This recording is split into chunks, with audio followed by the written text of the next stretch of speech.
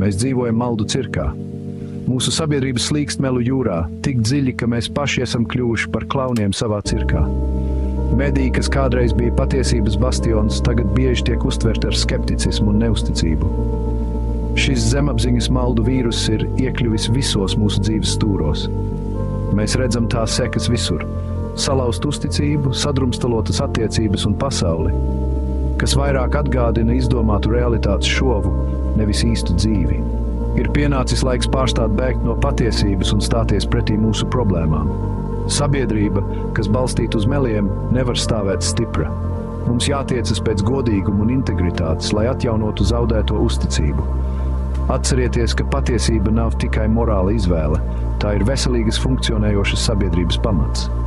Tātad noņemsim klaunu maskas un apņemsimies dzīvot patiesībā. Jo tikai tad mēs varam patiesi virzīties uz priekšu. Esiet pārmaiņas, ko mūsu pasaulē izmisīgi vajag.